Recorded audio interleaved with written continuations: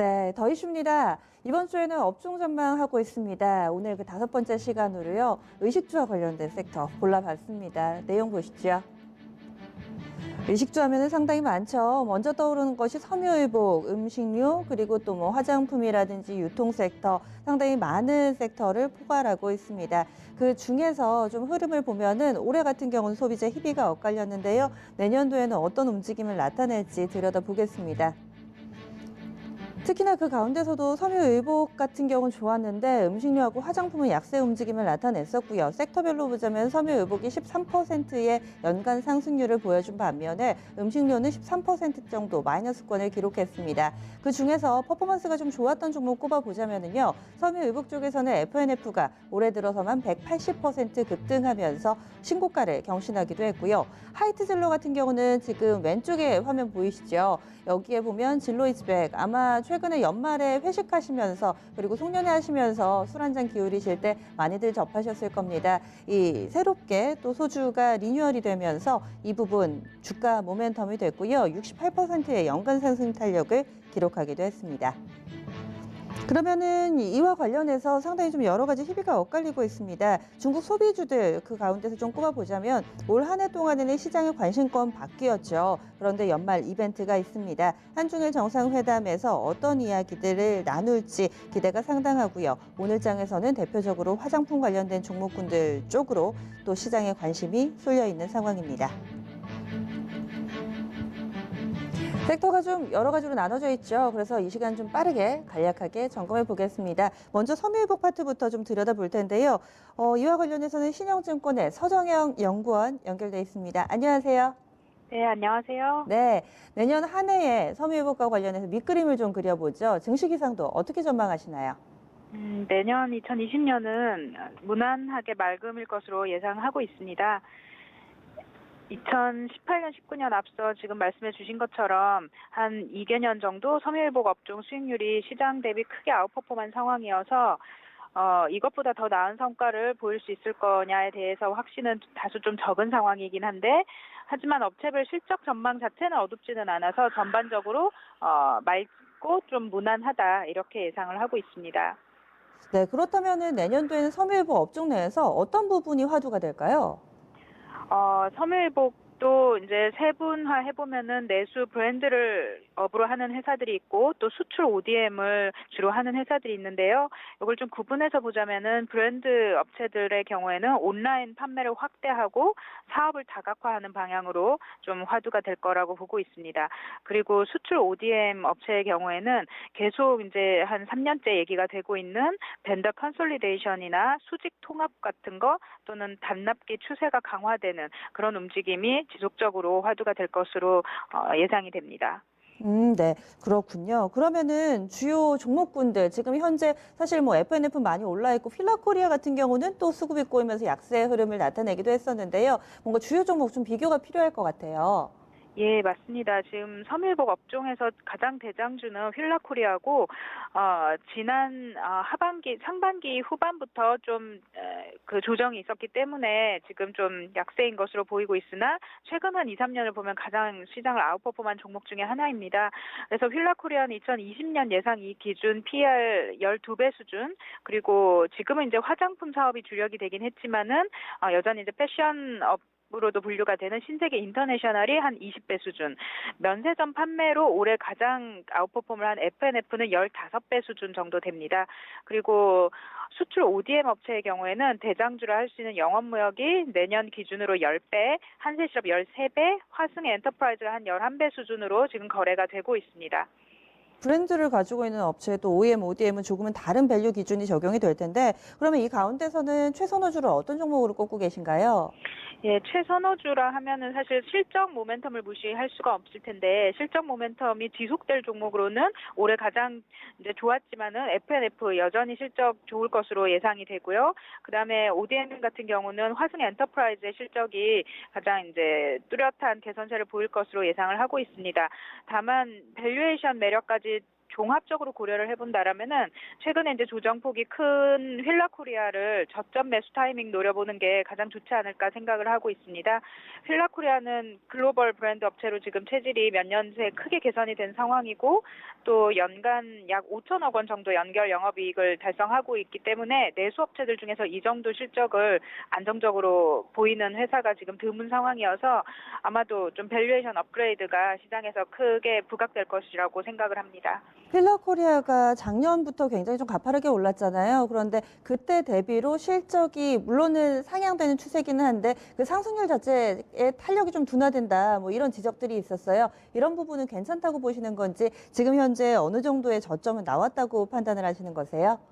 예, 물론 이제 회사가 뭐 100%, 뭐 70% 이렇게 성장을 하던 시점이랑은 지금은 이제 어느 정도 그 규모가 커졌기 때문에 그런 큰 폭의 성장을 기대할 수는 없지만은 방금 말씀드린 것처럼 영업이익이 연간 5천억 수준에서 꾸준히 나오면서 뭐 10% 정도의 이익 개선이 계속적으로 나올 수 있다라면은 이건 이제 체력 자체가 아주 바뀐 거라고 봐야 되기 때문에 아마 여기서부터 이제 밸류에이션을 좀 상향시키는 방향으로 접근을 해야 된다고 보고 있고요. 말씀 방금 해주신 것처럼 그 바닥권으로 좀 주가는 다시 가고 있지 않냐, 박스권 하단에 지금 머무르는 그런 상태라고 생각을 하고 있습니다. 그래서 현재는 내년 기준으로 한 12배 수준 거래되고 있는데 적정 밸류에이션은 한 15배까지는 받을 수 있는 회사라고 그렇게 생각이 됩니다. 네, 알겠습니다. 자세한 말씀 고맙습니다. 네, 감사합니다. 네, 의식주 가운데서 의에 해당하는 섬유유복 섹터 이야기 좀 들어봤습니다. 다음으로는요, 이제 또 오늘 강한 섹터 쪽으로 한번 넘어가 볼게요. 화장품을 중심으로 한 중국 소비 들여다보겠습니다. 이 밖의 내용들 토마토 투자클럽 신기수 전문가와 함께하겠습니다. 안녕하세요. 네, 안녕하세요. 네. 사드가 정말 어찌 보면 예전 얘기인데 거기에서 아직까지도 벗어나지를 못했습니다. 올해도 주목받지를 못했는데 내년도는 좀 다를까요? 일단 뭐 올해보다는 좀 나을 것 같아요. 네, 그래서 이제 뭐 맑게 갠다는 아니지만은 그래도 이제 좀 개일 거다 이렇게 이제 생각을 좀 하고 있습니다. 지금 뭐 중국 소비만 말씀하신 것이 아니면 중국 소비, 면세, 유통 이쪽까지 네, 화장품과 면세를 중심으로 한 중국 소비 쪽이 대부분 다 그럴 것 같습니다. 네. 그렇게 보시는 이유는요?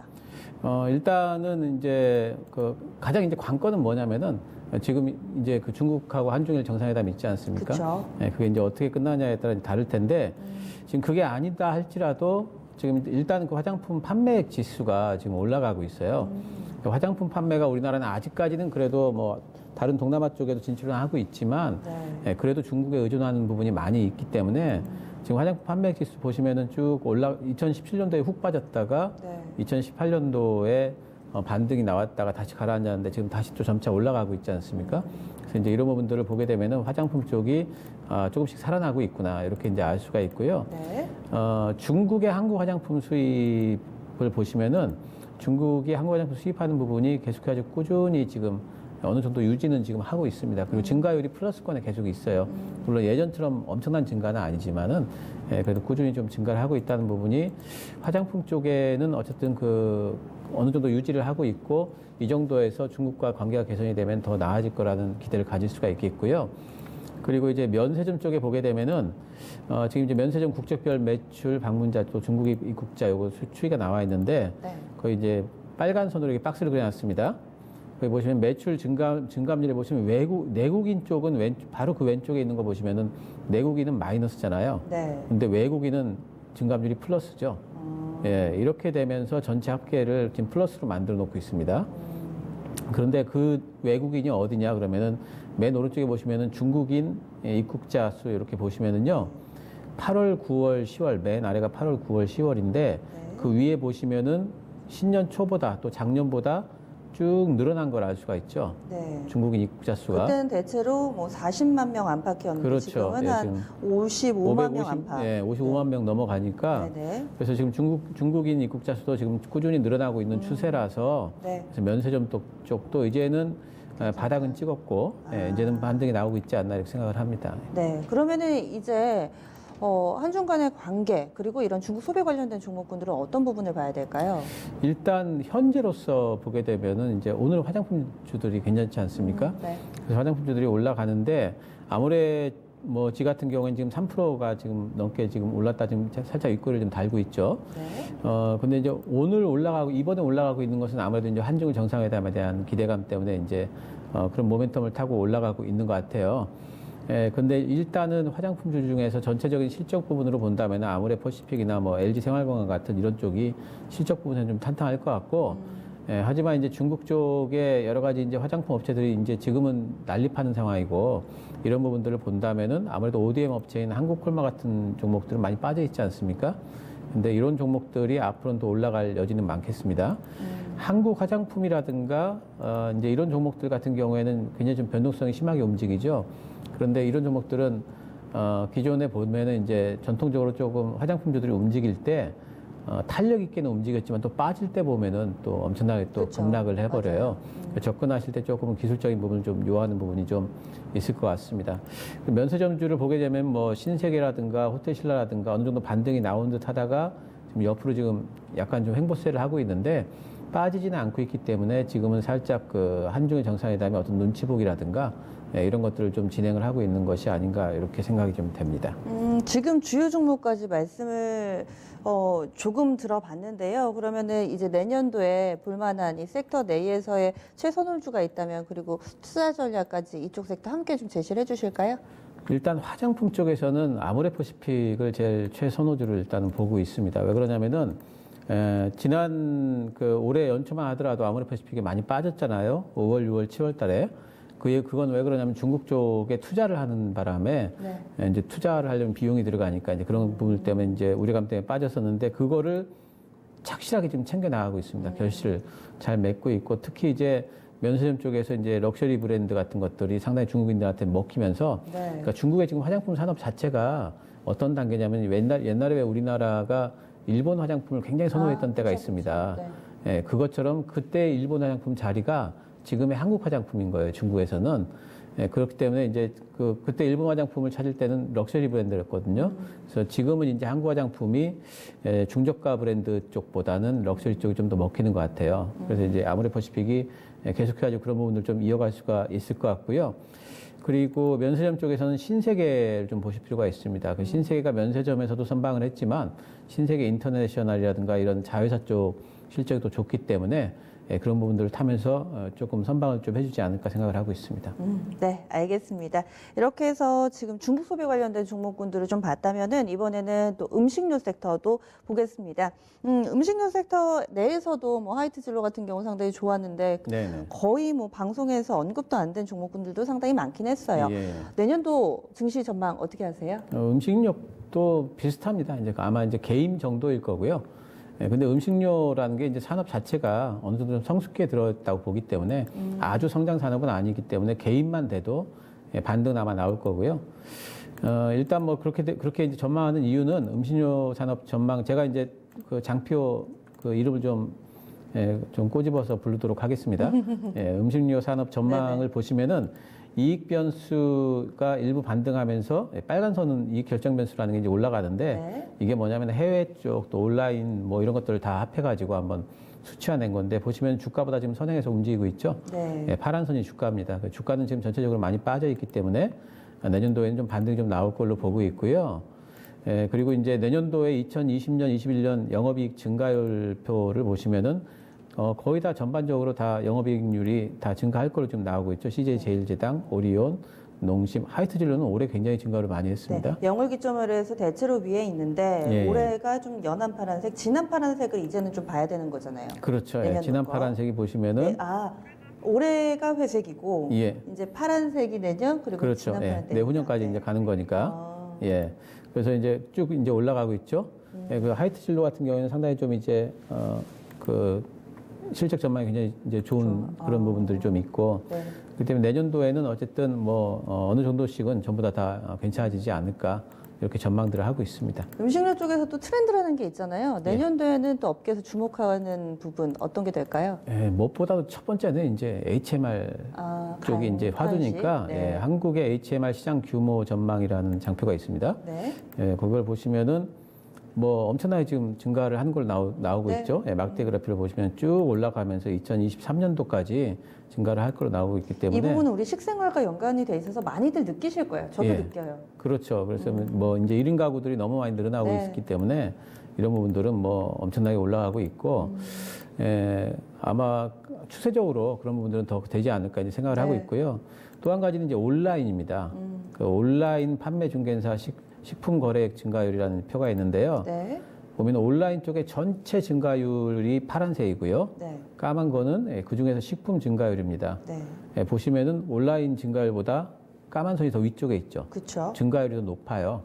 예, 그래서 온라인 전체 매출 증가율 중에서 식품 쪽이 더 많이 늘어나고 있다. 이제 이런 걸 보여줄 수가 있고 또 음식료의 온라인 거래액이 나와 있습니다. 보시면 이제 모바일하고 인터넷인데 두 개 합해가지고 보시면 모바일 쪽이 더 많이 성장을 하고 있는 것 같죠. 그렇죠. 네. 예, 그러면서 전체적으로 온라인 거래액이 성장을 지금 하고 있습니다. 그리고 이제 이런 부분에서 상당히 좀 이제 그런 것들을 받쳐주는 게 뭐냐면 새벽 배송이에요. 배송, 그렇죠. 맞아요. 그래서 국내 새벽 배송 시장 규모가 엄청나게 지금 뭐 커지고 있고 아직 뭐 상장은 안 돼 있지만 마켓컬리 같은 네. 그런 부분들이 상당히 좀 이제 움직여주고 있는 부분 같습니다. 그동안은 배송시키려고 해도 사실 뭐 예. 제품은 안 상하니까 상관없는데 네. 음식은 배송이 가장 문제였는데 이 부분이 뒷받침되니까 기하급수적으로 또 커지는군요. 그렇습니다. 네. 예. 그래서 이제 이런 부분들이 이제 하나의 화두가 되고 그러면서 이제 음식료 전체적으로 이제 수출 증가율을 보시면은요. 뭐 음식료 전체 수출 그 증가율이 일단은 2019년도에 왔다 갔다 했었는데 네네. 예, 어쨌든 플러스권에서 지금 이제 어느 정도 좀 안정화가 되는 그렇죠. 추세죠. 0보다 위에 있죠. 예, 0보다 위에 있기 때문에 수출도 어느 정도 좀 되는구나. 이제 이런 것들을 좀 우리가 살펴볼 수가 있겠고, 네. 예, 그리고 이제 중국이 중요합니다.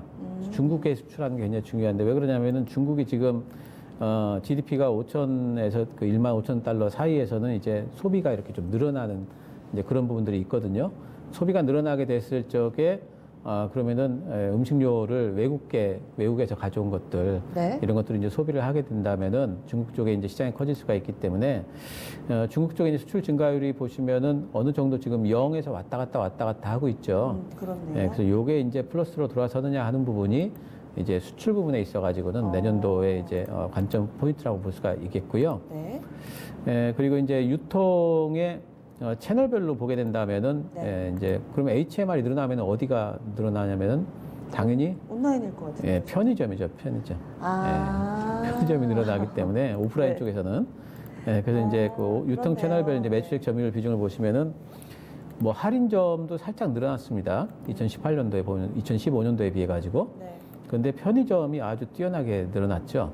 예, 그리고 매출 비중입니다, 이게. 네. 편의점 수도 물론 늘어났어요. 이제 매출 비중 늘어났고, 근데 동네 슈퍼, 기업형 슈퍼 다 줄고 있죠. 아. 예, 표를 보시면은 그렇기 때문에 이제 편의점 쪽의 비중이 상당히 좀 커진다. 뭐 이제 이렇게 볼 수가 뭐 있겠습니다. 예. 네. 그러면은 이제 종목으로 들어가 봐야 될 것 같은데 뭐 편의점의 유통 섹터, 음식료까지 굉장히 광범위하긴 해요. 이 중에서 볼만한 종목, 좀 밸류에이션 상황이라든지 이런 부분들 비교해서 볼까요? 일단 그 음식료 업종들 투자 의견하고 목표 주가 변동 추이를 잠깐 보도록 하겠습니다. 네. 보시면은 이제 목표 주가는 굵은 실선으로 돼 있어요. 보시면 목표 주가가 근래 이제 상향 조정된 거는 제가 이 빨간 걸로 이렇게 표시를 해놨거든요. 빨간 네. 체크가 돼 있습니다. 오리온이 요즘에 보면 목표 주가가 상향 조정이 되고 있고, 네. 그리고 메일 유업도 상향 조정이 되고 있고, 하이트 진로도 상향 조정이 되고 있죠. 근데 아직까지 다른 종목들은 목표 주가 상향은 아직까지는 없습니다. 그렇네요. 근데 이제 제일제당 같은 경우에 또 농심 같은 경우에는 목표 주가 더 빠지진 않고 있죠. 아. 근데 동원 F&B라든가 동원 쪽에는 목표 주가가 좀 빠지고 있고, 롯데푸드도 별로 안 좋아요. 롯데푸드도 빠지고 네. 있고, 오뚜기, 롯데칠성 네. 이런 쪽은 빠지고 있죠. 그래서 이제 이런 부분들에 일단은 빠지고 있는 쪽은 이제 조금 아직까지 조금 더 봐야 될 부분이 있는 것 같다. 이제 이런 거고요. 그리고 지키고 있는 부분이라든가 올라가는 쪽, 이런 쪽을 조금 더 이제 눈여겨봐야 될 것 같습니다. 그러면 종목 고를 때도 지금 말씀해주신 세 곳이 좀 더 뭐 이익에 대한 모멘텀이 있다 이렇게 좀 봐야 되는 건가요? 일단은 목표 주가 올라갔기 때문에 이제 그렇게 보기는 하는데, 네. 근데 이제 제가 보는 이제 최선호주는 CJ 제일제당입니다. 아 그래요? 왜요? 왜 그러냐면 이제 CJ 제일제당이 그간에 목표 주가 좀 네. 이유는 이제 시한수 인수 이후에 여러 가지 이제 뭐 재무 여건이라든가 이제 그런 부분들이 좀 그 악화된다는 이제 그런 부분들이 좀 부각이 되면서 좀 빠졌었거든요. 네. 근데 지금은 이제 목표 주가가 어느 정도 이제 잡히고 있고 가양동 땅도 팔지 않았나요? 그렇죠. 예. 내년도 되게 되면은 이제 기저 효과가 나타납니다. 아. 예. 그래서 이제 주가상에서 아마 그런 것들을 반영을 할 거고 특히 올해 같은 경우에는 뭐 이제 원료가가 조금 이제 변동이 좀 심했어요. 예. 그것 때문에 이제 마진이 좀 줄었었는데 네. 이 CJ 그룹이 지금 제일 많이 지금 그 신경 써서 하고 있는 게 저기 간편식품 쪽입니다. H는. 이제 그쪽이기 때문에 그쪽에는 가공 마진이 커야 되잖아요. 근데 그런 쪽에서 내년도에 굉장히 좀 증가할 거를 좀 예상을 하고 있기 때문에 내년도에는 이익 증가가 상당히 좀 클 기업으로 보고 있습니다. 예. 네, 알겠습니다. 오늘 짧은 시간 안에 또 알차게 봐주셨네요. 한 주간 수고 많이 하셨어요. 감사합니다.